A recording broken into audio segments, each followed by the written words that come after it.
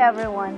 It's another beautiful day to celebrate life and abundance.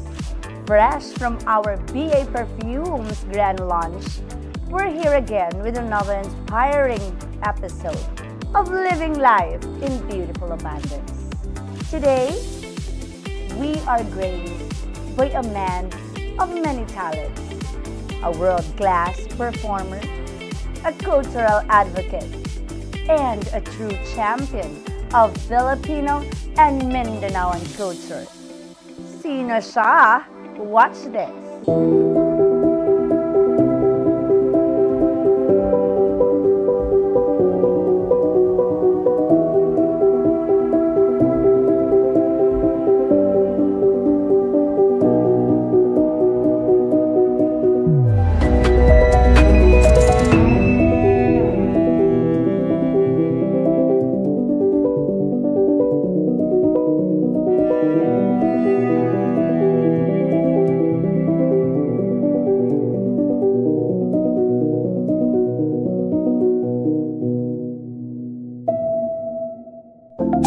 Ladies and gentlemen, joining us today is none other than Robert Dave Billones Reyes.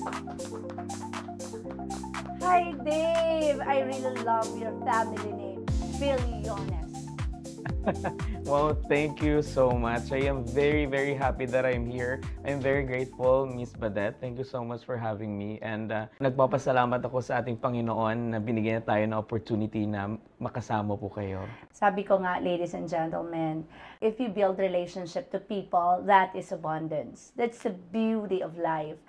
And you traveled so far from Misulan just to attend my BA Grand Launch. And now you're here. I'm very happy. Dave. So am I, Mom. I'm very happy and I'm very grateful again. And of course, I will do anything for you. And I believe that the destiny and God really brought me here. But let's talk about the beginnings, right? Sa iyong childhood, Dave, lumaki ka sa Sultan Kudarat. Can you tell us more about your childhood and your family? How did growing up in Sultan Kudarat shape you of who you are today? And especially in your love of music and your advocacy for promoting Mindanaoan culture. Wow, actually, napakagandang question po nun, no? Yes po, I started talaga, and I was born and raised in Sultan Kudarat. So, napakasimpleng buhay sa part po ng South Central Mindanao, which is most of the people are Christians and composed of course, different religious belief also. We have Muslims and indigenous people. And my parents also are in the government. And as I grow old po, as growing up, na-realize ko na nakita ko po na kulang tayo sa pag-promote po ng sariling atin. And I've been singing since I was 7 years old po. Oh, really? So 7 years old, kumakanta ka na, Dave? Yes. My childhood po was really good. Very simple. Sa probinsya, sa farm. Yung parents ko, we have a simple life kasi as a government employee, yung mother ko nagtatrabaho, yung father ko also is a retired military. So kami po, nag-aral kami sa public school, nakita ko kung paano mamuhay ng simple dito sa Sultan Kudarat. And eventually, as I grow old also, na-realize ko na kung gaano kaganda yung mabuhay sa probinsya po. Kasi nung mga high school days ko na, well, let's go back from my grade school. Grade school po is nasa Sultan po Kudarat po kami. And then, napunta po kami sa Manila. And doon ko mas na-appreciate yung buhay. So from Sultan Kudarat, nag-migrate kayo family to Manila? Yes po. So Manila. what's the reason why? In relation also to, political. Oh. Yes po. So medyo parang Hindi ba yung part kayo na yan. nahirapan, Dave, when you migrate? Kasi usually, di ba, at young age, kumbaga you have your friends in Sultan Kudarat, then you transfer to another place. So how? How do you relate with the new friends and with the new environment? Grabe, actually yun nga po, Miss Badet, sobrang napakahirap kasi syempre na-enjoy ko yung pagiging probinsyano dito sa Mindanao, tapos yung farm life, and then pagdating ng Manila, it's a big city, tapos nagkaroon ako ng culture shock kasi iba-iba yung mga ugali ng tao doon. So yun, na-shock ako, and then malaking adjustment po yung ginawa ko rin po eh. And even sa pagpasok sa school, nahirapan po ako kasi syempre, of course, I speak our dialect po, the Ilonggo. Ilonggo. Yes po. So parang madalas po ako na pagsabihan na Ilonggo, ganito, ganyan. Kasi parang sa kanila parang tabu pag nasa Mindanao ka. So, hindi ka ba nahirapan ng ganon? Nahirapan po ako actually. Sabi mo, your mother is government employee, right? And your father is a military. So, si Dave ngayon, sino ba yung mas greater may influence sa'yo? Si mother or si papa? I think my mother po. So, ano yung greater influence ng mother mo sa'yo, Dave? Siguro po yung ginagawa ko po ngayon as serving other people po. Kasi ganun po yung mother ko Kita ko siya kung paano siya magserbisyo para sa ibang tao without asking for anything po. Before, hindi ko naintindihan yon nung sinasabi ng mother ko. I keep on telling her na bakit tulong ka ng tulong sa ibang tao. And then, ngayon, parang at the end of the day, ikaw rin yung, hindi natutulungan. And I realized na sabi nga nila yung what goes around comes back around. So eventually, nakita ko yung mga taong naitulungan po ng mother ko from the past, na pag nami-met ko po sila ngayon So, sila din, tumutulong sa'yo. Yes po, opo. Isa kang performer, right? From Tawag ng Tanghalan, Yes no? po. To Arizona's Got Talent. Wow! International. And ano yung nagpa-spark sa'yo, Dave, na yung love mo in performing? No? Paano ka nagsimula? And tell us more about the experiences as a performer. Yes po. As I mentioned, hindi ko rin pala nasabi po na yung mother ko rin po is also a singer. So yes, kumakanta rin po siya. And also my passion, it started really, sabi ko na 7 years old pa lang po ako, kumakanta na ako. So yun, talaga nahilig ako sa music, especially the OPM po. And then nung I traveled abroad, nag-perform po ako doon ko parang nakita na ganun pala nila ka love yung mga Pilipino. Actually, I don't have any plans na po talaga na sumali. And then yung mga titas po doon, mga Filipino community, they push me really to join that competition. So I think sabi nga nila, pag passion mo talaga, pag gusto mo yung ginagawa mo, hindi ka mapapagod. So kahit paulit-ulit pa akong kumanta, kahit paulit-ulit pa akong matalo, pinagpapatuloy ko pa rin po kasi mahal ko yung ginagawa ko po. Yeah. Dave, kasi ganito even to kasi sometimes, parang, if you want like music, parang in relation with your passion into singing, paano mo nagpapagsabay etong pagiging government servant mo? Paano mo napagsasabay yun? And paano ka narating doon? Yun po, I started nung nasa Manila po ako. I joined Tawag ng Tanghalan. And then, at the same time, I am working also po for the government. And nakita ko naman po na kaya naman po pala pagsabayin. And parang hindi po ako napapagod dahil gusto ko yung ginagawa ko po. Parang lagi akong happy, lagi akong may energy para doon sa passion ko. Well, aside from your job, I think who says you can't have both po? Dave, balikan natin yung childhood mo, no? As you've said, at a very young age, 7, sabi ko, nag-e-enjoy ka sa friends mo, nag-e-enjoy ka sa place mo, then you are forced to migrate or transfer to another place. Ano yung struggle na yon, Dave? Kumbaga sa tingin ko, that struggle really inspired you to work hard for you to achieve something in your life. Actually, Miss Badet, yes po. Sa mother ko po. Yeah. Siya yung naging inspiration ko in every step of the way. Sa lahat-lahat ng ginagawa ko ngayon, yung mother ko talaga yung dahilan kung bakit ako nagsastrive to be more and to be the best possibly na magawa ko sa buhay ko, to be great in every aspect of life. And I'm pretty sure that your mother is very proud of you, Dave. Ano yung nakita mo kay mama mo na parang you tell yourself na, Mama, I will really do everything for you. Actually, Miss Badet, napakahirap pong pagbalikan yung sitwasyon na yon. Kasi mga bata pa kami and napaka-traumatic yung nangyari when we left Mindanao. Yung mother ko, nakita ko talaga na nag-struggle, tumigil siya sa trabaho. Binuhay niya kami, and yung buhay sa Manila, hindi po basta-basta. And yung mother ko, nakita ko siya yung nagtatrabaho, na kahit nahihirapan po sa amin kasi bata pa po kami nung lumipat kami ng Manila And grabe yung ginawa niya po sa amin na sakripisyo po. Yung mother ko po talaga ngayon nasa 71 years old na siya. So sabi ko nga, sana makita niya pa na maging successful po ako before siya. Alam mo na, yun naman doon naman talaga tayo darating po. Lahat naman po tayo.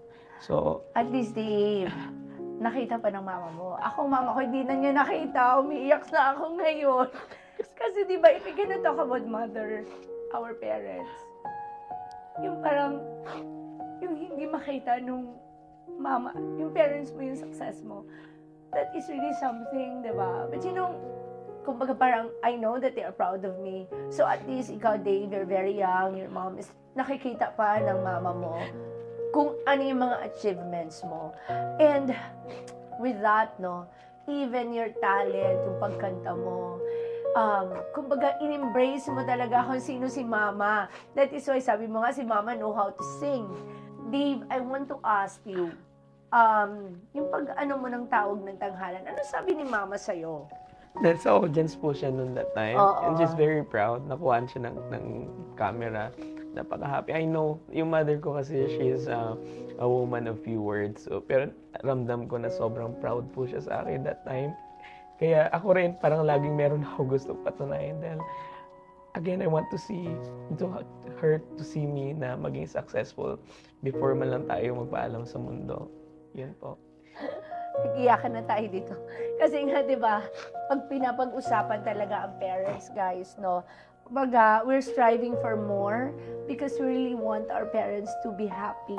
So, yun lang naman ang pada nating in exchange, no, sa lahat ng sacrifices nila in everything, na buhayin tayo, paaralin tayo, pakainin tayo. So, yun lang ang pwede nating ibalik sa kanila. We can never pay them in monetary, but with what we have right now, that would really make them happy. Dave, I know that you are a proud owner of Billiones Collections, a clothing line that promotes Filipino and Mindanaoan art, no? I love how you blend culture with modern fashion. What inspired you to venture into fashion?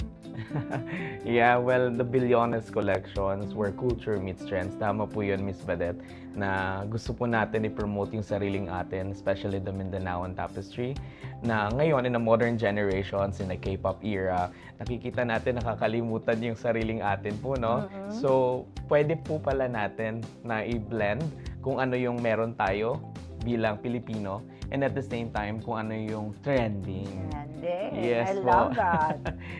Saan siya nagsimula? It all started actually, Miss Badette, na talaga sinusuot ko lang siya on my everyday basis. So, pang araw-araw, pag pumapasok ako ng opisina or may mga activities or events po, sinusuot ko siya as my normal OOTD. And then, napansin ng mga tao, ng mga kaibigan, bisita. So, ikaw talaga nagdadasal? Yes po. And then, so, you don't have this, kumbaga parang wala ka bang, kumuha yes, ka ba ng... yes. O, at the start po, fashion meron designer? akong may designer po. And proud po talaga ako na yung designer ko po na PWD, natutulungan natin sila po. Pero hindi ko nag-aral ng fashion design? Hindi po, passion ko, ano ko lang talaga po. Na, parang fashion mo lang, ikaw ba nagdo-draw? Meron po akong ginagawa, meron din po ginagawa. As in, you know how to draw? Yes po. Sino-sino na ang na-designan mo? Or sino-sino yung mga, sabihin na natin, mga prominent na mga customers mo or clients mo? So far po, since kaka-start lang natin, we have few people that also na tinatangkilik yung sariling atin po, especially the Billiones Collections. But soon, abangan po natin. Meron po tayo from Miami, Florida. Wow. Yes po, may mga foreign na kaibigan po tayo na imomodel po yung mga damit natin. And soon to be launched also yung mga artists po dito sa Philippines na hopefully talagang magustuhan at tanggapin ng taong bayan kung ano yung Mindanaoan tapestry, kung gaano kaganda at gaano ka-rich yung kultura po natin. Then aside from that, Dave, di ba you have t-shirts collections also? Yes po. Ano yun? Well, actually, yung mga t-shirts po, nag-start po ako ngayon. Kung ano po yung mga trending na mga t-shirts po on the social media and of course sa mainstream po, nakikita natin. But eventually, soon din po, mag-launch tayo ng sariling Billiones Collection t-shirts po. When we speak of t-shirt, a simple t-shirt, paano mo siya bigyan ng buhay, Dave? Napakagandang question po yun, Miss Badette, no? Kaya, nung narinig nila na Billiones Collections, it doesn't mean about billions, but it's about billions of meaning as well. Tulad lang po nung na pag-create natin ng iba't ibang klase ng sining po. Ganon, nakapasok po yan sa ating Billiones Collection. And at the same time, billions also because we have billions of love sa ating kultura. Itong suot mo, Dave, napakaganda. So, pag tingnan mo, parang it's very, kumbaga, elegant, no? So, pag sinasabi natin na we're carrying the Mindanaoan culture with, of course, with fashion, na masabi natin na, uy, ito yung binigay sa atin ng ating mga ninuno. So, we have to be proud of it. Carrying it with fashion na parang, oy, this is the new era. Diba? This is the new Mindanaoan. So, that's what I like about it, Dave, no? Na it's not just a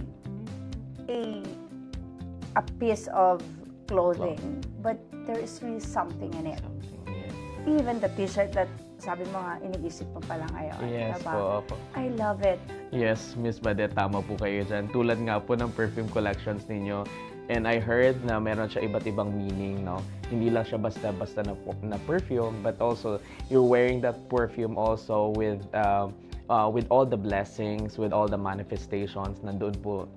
That is why, Dave, na kung ano yung gusto mo, gaya ng pagiging, sabi ko nga kanina, ikaw ay isang international performer. So, hindi basta-basta.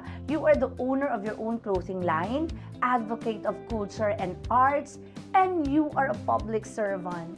You serve as a political affairs officer in the House of Representatives.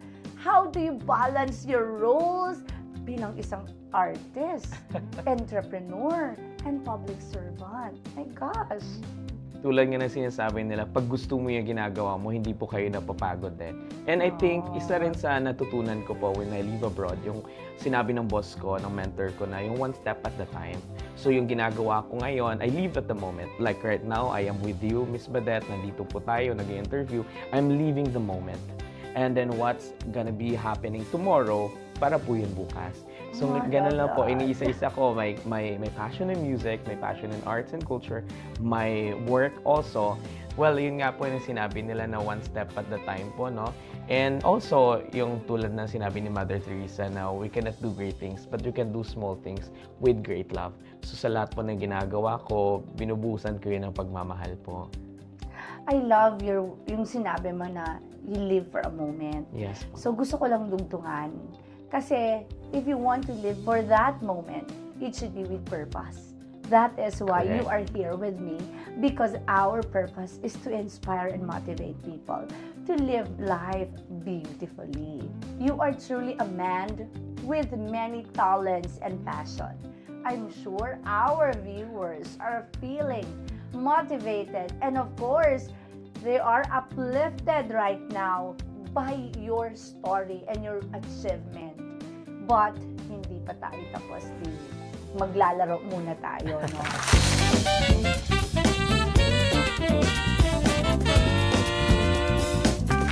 So, ang game na ito, Dave, this is kanta ko, continue mo. Pero alam mo, guys, ano ako ngayon, namamaos ako ngayon. Mapapasabak ako ngayon sa singing, no? I'll do the first line, tapos i-continue mo. I know that you can sing very well. So, Dave, kaya mo ba? Of course, kaya mo yon.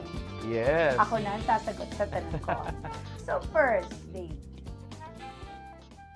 I believe I can fly. I believe I can touch the sky. I think about you night and day. Spread my wings and fly away. I believe I can fly. I believe I can touch the sky. I think about it every night and day. Spread my wings and fly away. Woo! I love it! Parang ako yata napasubo sa singing ngayon. My gosh. So, this second song, ito kasi yung mga favorite song ni Dave, no? This is the moment when all I've done, when all the dreaming, scheming, and screaming become one. Wow, talaga nag-research mo kayo. This is the moment, this is the time, when all the dreaming, scheming, and screaming become one. This is the day, see it sparkle and shine. when all I've lived for becomes mine. Hey! My God, parang hindi ka stress. Ako ang stress. Alam mo ba, Miss Badet, that song is very memorable to me. That's my winning piece sa Arizona's Got Talent po. Wow, kaya pala, no? So, Dave, the third song. Ang pag-ibig ko'y tanging sa'yo lamang. Kung kaya giliw dapat mong malamang.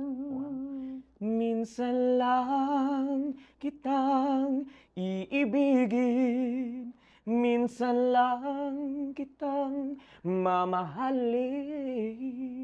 Ang pagmamahal sa'yo'y walang hangganan, dahil lang minsan ay magpakailanman. Ladies and gentlemen, Dave Billones Reyes! World-class performer ka talaga, Dave. I hope you enjoyed that.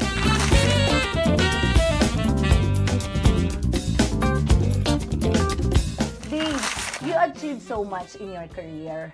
But we all know that success doesn't come without challenges. Can you share with us the most, masasabi natin, the most difficult moment in your journey and how you overcame it? You know what, Miss Badet, sabi nga nila darating tayo sa point ng ating buhay na we will hit rock bottom. And nung dumating po ako sa point na yon, well, especially during po nung time na yon, nung nasa Manila kami, we were really striving, we were really having a hard time na mabuhay po doon dahil nga yung mother ko, and then nag-aaral pa po kami. Ang naging motivation ko lang po talaga na may pangarap po ako sa buhay. May mga gusto pa akong maabot. And how I be able to do that is, if titigil ako ngayon, hindi ko maabot po yun, no? And if I won't ask, I will never know the answer. So, I keep on doing the best possibly I could. I keep on joining singing competition.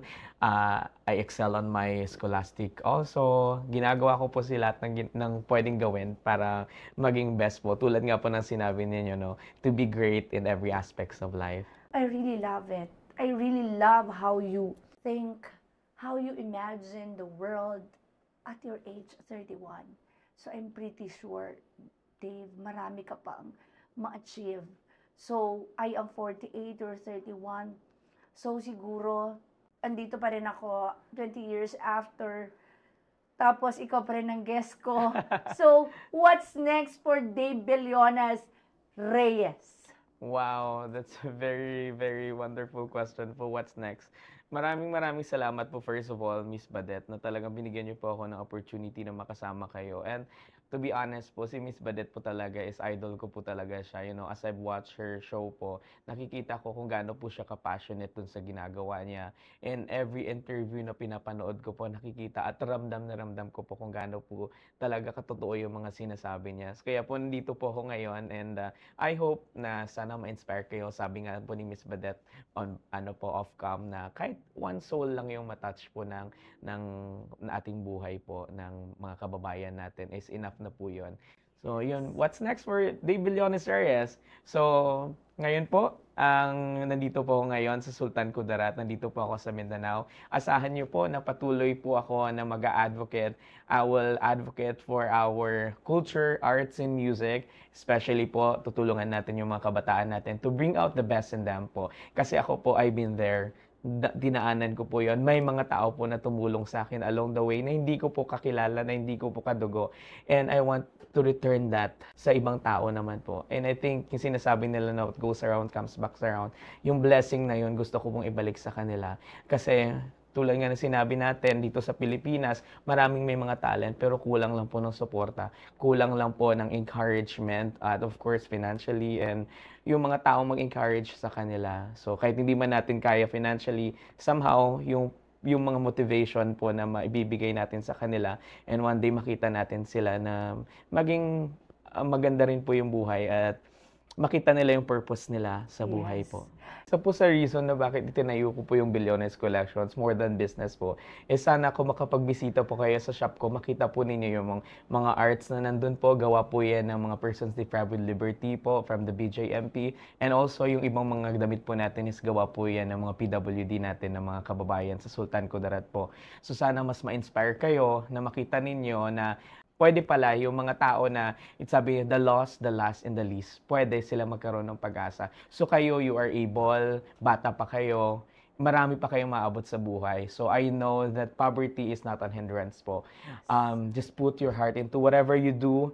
Just do the best that possibly you could. Marami po, especially ngayon sa generation natin, the millennial and Gen Z, marami pong mga avenue kung paano po natin maaabot yon. Huwag lang po tayong mawalan ng pag-asa po. Always have a hope in our heart. Laging merong pag-asa po, laging merong magandang bukas. Yun yung lagi po nating tandaan po. Because I myself, I've been through anxiety and depression. Pero lagi kong iniisip po na magkaroon lang tayo ng pag-asa, isipin natin na may magandang kinabukasan. And one step at a time po. Maraming salamat. Thank you very much, Dave. I love your message, no? And of course, I'm very happy. I really feel beautifully abundant today because of your beautiful and inspiring story. And I hope, Dave, that you will not get tired of inspiring people and continue, no? Your music. I know that music is really, it's something that will really inspire people, no? I love music. And of course, your fashion and the service to community. We're grateful for the passion you pour into everything you do, Dave. As a token of appreciation, my loves, we have this beautiful gift for you, my beautiful abundance perfume. Here's a scent that embodies your passion and your success, Dave. And I would like to thank you for that. Thank you very so much, much. Dave. No? Wow. So this beautiful abundance, as you wear that, you will. That's something that you manifest your success. Wow, I'm very grateful for this, Miss Badette. And of course, meron din pong regalo po sa inyo from the Bilyones Collections po. So, Wow, thank you very much. it's the color of the Dave. beautiful abundant, Miss Badette. I will give you. This is a kind of inaol from Maguindanao. Yeah, I love this. Yes, it's red. It's a color of power and Wow. prosperity. And that's handwoven. Wow. Thank you very much. Thank you very much, guys. My God, Dave, I love you. Dave, thank you very much for sharing your incredible journey and wisdom with us today. Your passion, your dedication, and advocacy truly shine through. Dave, your final words para sa atong mga kababayan diha sa Sultan Kudarat ug labaw na sa atong mga kabataan. Assalamualaikum. Magandang araw po sa inyong lahat. Maayong adlaw sa inyong tanan and a blessed day to every one of you. Ngayon po, nagpapasalamat po ako to, of course, the one and only Miss Badette Ipanag of the Beautiful Abundance and sa atin pong mga viewers and listeners po na nanonood, mga followers po ni Miss Badette. I am very grateful po na nandito po ako ngayong araw and I am forever grateful po sa opportunity na binigay niyo po sa akin na ma-interview at ma-share po natin ang ating story sa ating pong mga kababayan. At ang message ko po sa ating pong mga kabataan at sa ating kapwa Pilipino na ipagpatuloy po nila yung mga magandang adikain po nila. Kung ano man po yung advocacy na isinusulong po nila, ipagpatuloy po natin yan. And again, I always been saying to the young generation that to keep doing whatever they love to do, their passions po. And along the way, may mga tao po natutulong po sa atin. Maniwala lang po tayo. Lagi po tayong magdasal. Because I always believe that God will give whatever our hearts desire. Ako naniniwala po ako na in this lifetime, we can have money, we can have fame, we can have almost everything in life. But those things can be taken away. So the question is, ano po ba yung legacy na may iwan natin sa mga tao na nandito po, na nakapalibot sa atin? Hindi po natin kailangan ma-inspire na napakadami. Kahit isang tao lang po yan, napakalaking bagay na po yon. So muli po, in-encourage ko, lalong-lalo na po, cliche yet it is, that the young generation is our future. So pagpatuloy po natin yung mga pangarap natin. So muli po, maraming salamat po. Mabuhay ang Pilipinas, mabuhay ang Mindanao, mabuhay po Miss Badet Ipanag, and mabuhay Pilipinas kong mahal. Sa lahat po ng ating mga viewers, may abundant dreamers, maraming salamat sa patuloy na panunood at suporta. Remember, no matter the challenges, with perseverance and a heart full of purpose, heart full of love, you can achieve your dreams. Don't forget to follow this page for more inspiring stories. Remember to like, share, and subscribe to my YouTube channel, Facebook, and TikTok at Badet Ipanag.